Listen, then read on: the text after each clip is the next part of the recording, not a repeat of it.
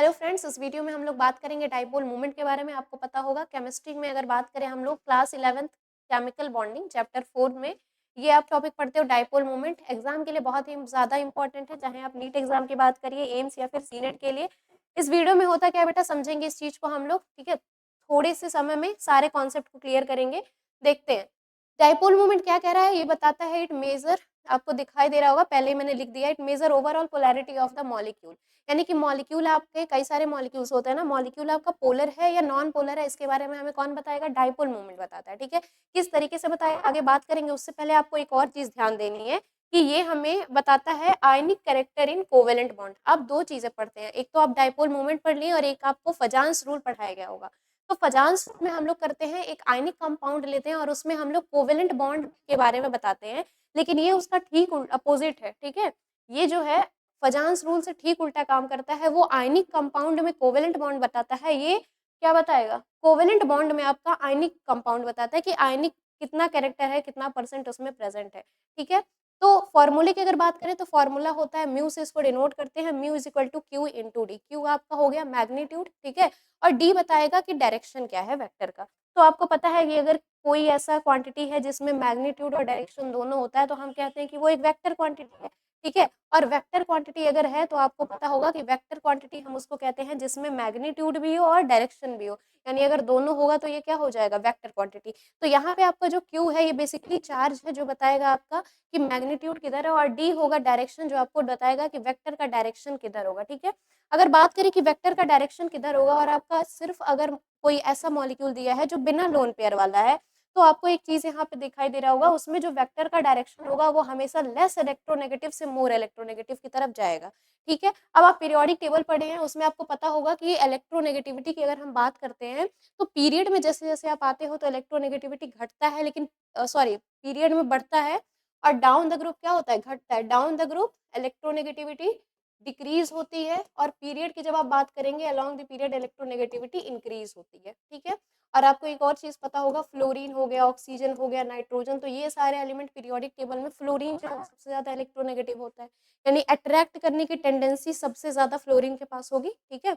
अगर यहाँ कहीं दो इलेक्ट्रॉन रखे हैं, इधर फ्लोरीन है इधर ऑक्सीजन है, तो फ्लोरीन के पास शक्ति ज्यादा है, टेंडेंसी ज्यादा है, ये इसको क्या करेगा, अपनी तरफ खींच लेगा। तो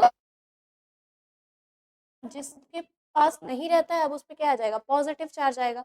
तो वेक्टर का डायरेक्शन आपको डिसाइड करना होता है, जो कि हमेशा क्या होगा, लेस इलेक्ट्रोनेगेटिव से मोर इलेक्ट्रोनेगेटिव की तरफ जाएगा।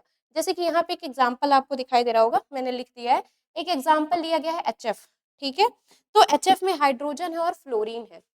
आपको मैंने बताया कि फ्लोरीन सबसे ज्यादा इलेक्ट्रोनेगेटिव है, तो और अगर फ्लोरीन इलेक्ट्रोनेगेटिव है तो हाइड्रोजन उससे कम इलेक्ट्रोनेगेटिव है, तो वेक्टर का डायरेक्शन हमेशा उधर होगा जहां पे इलेक्ट्रोनेगेटिव एलिमेंट होगा, ठीक है। तो इसका डायरेक्शन उस तरफ है। अब यहाँ पे अगर आप बात करेंगे तो वेक्टर का डायरेक्शन तो आपको पता चल गया, ये तो अभी एक चीज था। अब आपको समझना है कि मॉलिक्यूल हमारा पोलर है या नॉन पोलर है, क्योंकि आप यहाँ पे पोलैरिटी के बारे में बताते हैं। डाइपोल मोमेंट कहते हैं मॉलिक्यूल आपका पोलर है या नहीं, पोल है नहीं है या नहीं है, यही चेक करते हैं हम लोग। तो यहाँ पे दो केस है, देखिए यूनिट की अगर बात की जाए डिवाई, दो केस बनेगा। पहला केस होगा अगर इस म्यू की वैल्यू 0 के बराबर आ जाएगी तो हम कहेंगे मॉलिक्यूल आपका नॉन पोलर। 0 के बराबर कब आएगा, जब किसी भी तरीके का कोई चार्ज का डिफरेंस नहीं आएगा, ठीक है, तो मॉलिक्यूल आपका नॉन पोलर हो जाएगा। जैसे कि यहाँ पे देखो H2 ले लिया है, C2 Cl2 है, ठीक है, सारे आप देखेंगे तो सारे होमो एटॉमिक मॉलिक्यूल है। अब H2 में आप बात करो, अगर आप इसका फिगर बनाएंगे तो H2 कैसे आप बनाते हैं, लीनियर होता है, एच और एच दोनों एच के बीच में ही बॉन्ड बन रहा है। अब आप कैसे बताओगे कि कौन ज्यादा शक्तिशाली, कौन ज्यादा इलेक्ट्रोनेगेटिव, क्योंकि दोनों तो हाइड्रोजन ही है। तो यहाँ पे क्या होगा कि वेक्टर का डायरेक्शन डिसाइड नहीं हो पाता, यहाँ पे म्यू की वैल्यू क्या हो जाएगी, 0। तो आपको ध्यान देना है अगर कहीं ऐसे मॉलिक्यूल आ जाए जहाँ सेम सेम में बॉन्डिंग हो रही है, ठीक है। H2 हो गया, Cl2 हो गया, BeCl2, अगर आप इसके शेप को ड्रॉ करेंगे BeCl2, तो B सेंटर में हो जाता है, Cl एक Cl इधर और एक Cl इधर।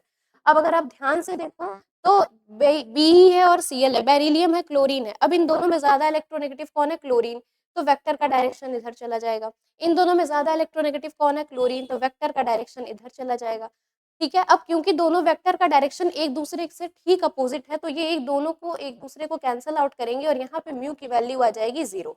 तो अगर म्यू 0 आ गया तो आप कहेंगे मॉलिक्यूल हमारा है कैसा, नॉन पोलर। दूसरे केस की बात करें तो दूसरा केस तब होता है अगर आपका मॉलिक्यूल में जो म्यू की वैल्यू है वो 0 के बराबर नहीं आती है।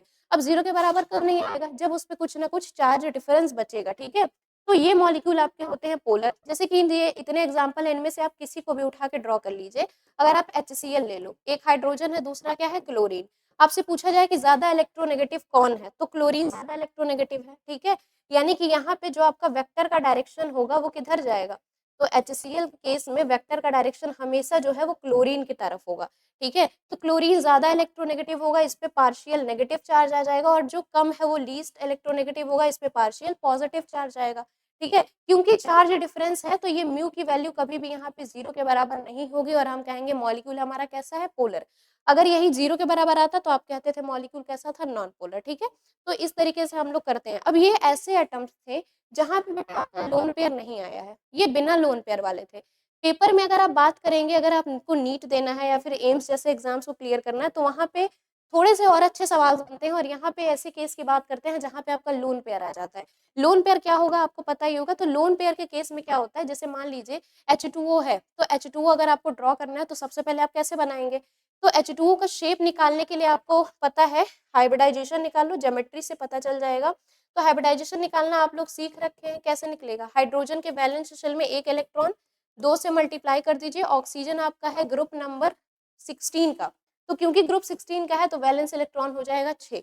सॉल्व इसको करोगे तो ये आपका आ जाएगा 8, और आपको हाइब्रिडाइजेशन मैंने पढ़ा दिया पहले से ही, नहीं देखा तो देखिएगा, ठीक है? हाइड्रोजन, अब मान लीजिए यहाँ पे 8 इलेक्ट्रॉन आए, अगर कभी भी 8 या 8 से कम आता है तो आप इसको 2 से डिवाइड करते हैं। 2 से डिवाइड करने पे ये 4 बार में कटेगा बेटा। अब ये 4 इसका यानी कि हाइब्रिड ऑर्बिटल आपके 4 हैं, तो अगर 4 हाइब्रिड ऑर्बिटल हैं तो इसमें से एक यस होगा और बचा 3 क्या होगा? पी, sp3 होगा, ठीक है? sp3 तो आपको निकल गया क्या? हाइब्रिडाइजेशन। अगर आपको पता है कि हाइब्रिडाइजेशन आपका sp3 आया है, तो अब यहाँ पे आपको बतानी है कि इसकी ज्योमेट्री क्या हो जाएगी और इसका शेप क्या होगा, ठीक है? दोनों अलग चीजें होती हैं, इसको भी आप जानते हो, ठीक है? तो अगर sp3 आ गया तो हम लोग पढ़ते हैं कि ज्योमेट्री तो होती है टेट्राहाइड्रल, लेकिन शेप की बात करें तो शेप क्या होता है? तो शेप और ज्योमेट्री में अगर यहाँ पे आप चेक करो, लोन पेयर जब तक ले नहीं रहता तो जो ज्योमेट्री होती है वही शेप होता है। क्या H2O में लोन पेयर है? आप इसको एक बार चेक करिए, क्योंकि अगर लोन पेयर होगा तो आपका जो शेप है वो क्या हो जाएगा? अलग हो जाएगा। लोन पेयर निकालने का फॉर्मूला होता है बेटा quotient minus surrounding atom, quotient minus surrounding atom. Quotient कहने का मतलब कि आपने इसको कितनी बार में काटा? 4 बार में, तो कोसेंट हो गया आपका 4, माइनस सराउंडिंग एटम। तो वाटर में आप देख रहे हो H2O फॉर्मूला है, तो ऑक्सीजन तो आपका सेंट्रल एटम है, सराउंडिंग एटम क्या है? H2 में, यहाँ पे ऑक्सीजन सेंट्रल है और H2 जो है वो सराउंडिंग एटम है। तो आपके 2 हाइड्रोजन जो है वो सराउंडिंग एटम है, तो 4 माइनस 2 करेंगे तो आएगा कितना? 2। अब ये 2 आपका जो आया है ये क्या है? Lone pair. तो एग्जैक्टली हमें यहाँ दिख नहीं रहा था कि इसमें लोन पेयर है नहीं है, ठीक है?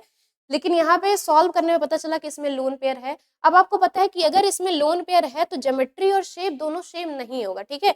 तो हमें पता है कि अगर इसकी ज्योमेट्री टेट्राहाइड्रल है तो शेप इसका कुछ और होगा, और आपको पता होगा कि टेट्राहाइड्रल को हम ड्रॉ कैसे करते हैं, ठीक है? टेट्राहाइड्रल कुछ इस तरीके का होता है, और 4 हाइब्रिड ऑर्बिटल हैं। अगर हाइब्रिड ऑर्बिटल आपका 4 है, ठीक है, और लोन पेयर एक भी नहीं है, यानी कि सारे के सारे क्या हैं आपके? Bond pair. लोन पेयर की संख्या 0 है, तो ज्योमेट्री भी आपकी टेट्राहाइड्रल होती है और शेप भी टेट्राहाइड्रल होता है। अगर आपको पता है कि एक लोन पेयर आ जाता है तो उस केस में क्या होता है? अमोनिया को याद करिए। एक लोन पेयर के केस में अमोनिया में क्या होता है? नाइट्रोजन पे एक लोन पेयर आता है तो अमोनिया का जो शेप होता है वो आपको पिरामिडल दिखने लगता है, कुछ इस तरीके का। वाटर के केस में जब हम बात करेंगे बेटा, तो यहाँ पे 2 लोन पेयर निकला है, और अगर 2 लोन पेयर आता है तो वाटर को हम इस तरीके से ड्रॉ करते हैं, और इसका जो शेप निकल के आता है वो कैसा होता है? आप इसको बोलते हैं बेंट शेप, ठीक है, या फिर एंगुलर शेप। तो इस तरीके से हम निकाल लेते हैं। अब देखिए हमें यहाँ शेप पता चल गया कि ये बेंट शेप है। अगर आपको ये पहले से पता है तो आपको इतना करने की जरूरत नहीं है, ठीक है? लेकिन आपको नहीं पता होगा इसलिए मैंने बता दिया, जिन्हें नहीं पता है तो बेंट शेप इस तरीके से। अब आपका फिगर निकल के आया ये वाला, ठीक है? ऑक्सीजन है, ऑक्सीजन पे 2 लोन पेयर है और 2 हाइड्रोजन ने इसके साथ क्या किया है? बॉन्ड बना के रखा। अब आप इसमें कैसे डिसाइड करेंगे कि कौन सा मॉलिक्यूल पोलर है या कौन सा मॉलिक्यूल नॉन पोलर है? क्योंकि हमें पता था कि अगर म्यू की वैल्यू 0 के बराबर आ जा रही है, इसका मतलब कि क्या कोई चार्ज का डिफरेंस नहीं है और मॉलिक्यूल हमारा होता था नॉन पोलर। यहाँ पे आप देखो, एक तो बॉन्ड पेयर है, दूसरी चीज लोन पेयर भी है। आप यहाँ पे एक और नई कंडीशन ऐड करिए, ठीक है, कि अगर आपका कहीं ऐसा आ जाए कि बॉन्ड पेयर भी हो और लोन पेयर भी हो, तो जो वेक्टर का डायरेक्शन है, ठीक है, डायरेक्शन ऑफ वेक्टर वो हमेशा किधर होगा, लोन पेयर की तरफ होगा। यहाँ पे लिख दे रहे हैं हम, ठीक है। अगर कहीं ऐसा आ जाए जिसमें लोन पेयर भी हो और बॉन्ड पेयर हो, तो डायरेक्शन ऑफ वेक्टर हमेशा जो होगा वो लोन पेयर की तरफ होगा। Direction of vector is always towards lone pair, ठीक है। तो अब देखिए, एक बॉन्ड पेयर है, एक लोन पेयर है, ठीक है। अब अगर आप यहाँ ऑक्सीजन और हाइड्रोजन में देखेंगे तो ऑक्सीजन ज्यादा इलेक्ट्रोनेगेटिव, तो वेक्टर का डायरेक्शन ऑक्सीजन की तरफ चला गया। अगर आप इन दोनों में बात करो तो ऑक्सीजन फिर ज्यादा इलेक्ट्रोनेगेटिव है, वेक्टर का डायरेक्शन ऑक्सीजन की तरफ जाएगा। लेकिन अब देखिए, एक तो ऑक्सीजन है और दूसरा क्या है, लोन पेयर, और लोन पेयर का डायरेक्शन हमेशा क्या होगा, अपनी ही तरफ होगा, कभी भी नीचे की तरफ नहीं आएगा, तो ये इसका अलग डायरेक्शन है। अब आप खुद सोच के बताओ, क्या ये कभी एक दूसरे को काट पाएंगे क्या, ठीक है, कभी भी काट नहीं पाएंगे, क्योंकि सबका डायरेक्शन सेम है। और आपको एक चीज और याद रखनी है कि जो बॉन्ड पेयर है वो कभी भी लोन पेयर को नहीं काट पाएगा, ठीक है। लोन पेयर जो है वो हमेशा ज्यादा पावरफुल रहेगा बॉन्ड पेयर से। तो अब यहाँ पे आप क्या करोगे, क्योंकि ये डायरेक्शन जो है वो कभी कटेगा नहीं, यानी कि म्यू की वैल्यू जो है वो जीरो तो नहीं आने वाली है, इतना कंफर्म हो गया। अगर म्यू की वैल्यू जीरो नहीं आएगी, इसका मतलब कि मॉलिक्यूल जो है वो आपका क्या होगा, पोलर होगा, इस पे चार्ज प्रेजेंट होंगे। तो इस तरीके से हम लोग निकालते हैं अगर आपके लोन पेयर प्रेजेंट रहते हैं तो। अब जैसे दूसरा यहाँ पे अमोनिया लिखा है, अमोनिया में अगर आप बात करो तो नाइट्रोजन और हाइड्रोजन में बेटा, तो नाइट्रोजन जो है वो ज्यादा इलेक्ट्रोनेगेटिव है, तो इधर वेक्टर की डायरेक्शन नाइट्रोजन की तरफ शिफ्ट हो गई। लेकिन अगर आप लोन पेयर की बात करिए तो इसकी डायरेक्शन जो है वो टुवर्ड्स लोन पेयर होगी, तो ये भी कभी एक दूसरे को कट नहीं कर पाएंगे, और यहाँ पे भी म्यू की वैल्यू जीरो के बराबर नहीं आएगी, यानी कि ये भी मॉलिक्यूल आपका कैसा होगा, पोलर होगा, ठीक है। तो इस तरीके से हम लोग पोलैरिटी के बारे में पता करते हैं कि मॉलिक्यूल आपका पोलर है कि नहीं पोलर है, ठीक है। कॉन्सेप्ट वही है कि आप यहाँ पे वेक्टर का डायरेक्शन बताएगा कि मॉलिक्यूल आपका पोलर है कि नहीं पोलर है। उस ध्यान आपको कहाँ देना, अगर आपके सेम एटम है वो हमेशा क्या होंगे, आपके नॉन पोलर, क्योंकि आप ये नहीं बता पाओगे कि किसमें चार्ज ज्यादा है किसमें चार्ज कम। अगर आपका हेट्रो एटम टाइप प्रेजेंट है, मतलब कि दो अलग अलग एटम है, तो उसमें आप देख लीजिए कौन सा ज्यादा इलेक्ट्रोनेगेटिव है। जो ज्यादा इलेक्ट्रोनेगेटिव होगा वेक्टर का डायरेक्शन उसकी तरफ होगा, और अगला वाला क्या होगा, कम इलेक्ट्रोनेगेटिव, तो यहाँ पे म्यू की वैल्यू कभी भी जीरो के बराबर नहीं आएगी। ये मॉलिक्यूल आपके कैसे होंगे, पोलर। अगर लोन पेयर आ जा रहा है तो उसमें जो वेक्टर का डायरेक्शन है वो हमेशा टुवर्ड्स लोन पेयर होगा, और यहाँ पे भी पोलैरिटी पाई जाती है, मॉलिक्यूल आपका होता है पोलर, ठीक है।